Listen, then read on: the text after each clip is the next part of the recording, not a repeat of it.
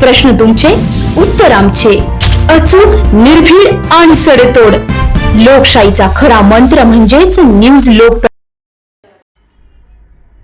त्र्यंबकेश्वर तालुक्यातील माळेगाव येथील ग्रामसेवक आणि सरपंच यांनी 15व्या वित्त आयोगाचा निधी संगनमत करून हडप केल्याचा आरोप स्थानिक ग्रामस्थांनी केलाय. येथील ग्रामस्थांनी मुख्य कार्यकारी अधिकारी यांच्याकडे निवेदनाद्वारे चौकशीची मागणी केली आहे. गावाच्या विकासासाठी विविध विकास कामासाठी वित्त आयोगाचा निधी प्राप्त झाला होता. मात्र शासनाचे सर्व नियम धाब्यावर बसवत पैशांची अफरातफर केल्याचे निवेदनात म्हटले आहे.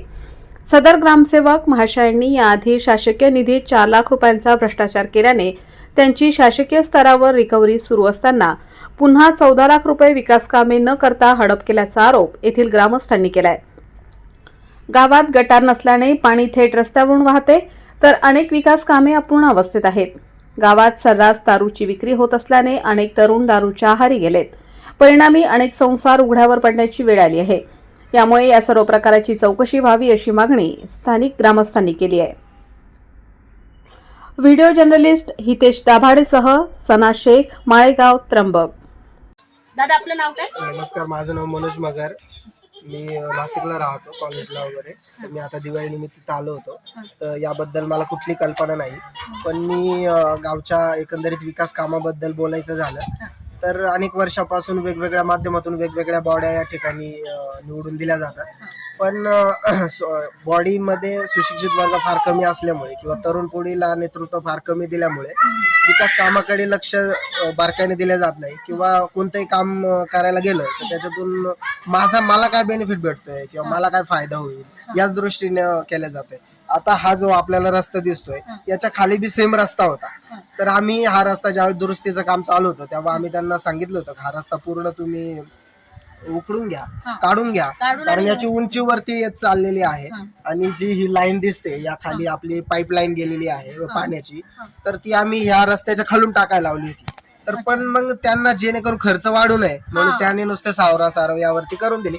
अशाच पद्धतीने बरोबर आम्ही करू शकतो. गेले माझे मुलगे, त्यांना सांगितलं की आमच्या मंदिराला समजला कलर द्या, पत्रे फुटलेत, फरशा फुटल्यात, खिडक्या तुटल्यात, देतोय अजून देतोय.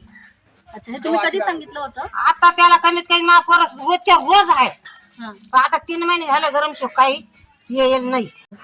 आतापर्यंत तर कोणतेच काम केले नाही. एक काम झालंय फक्त रस्त्याचं, पण ते बी चांगल्या प्रकारचं काम नाही ते.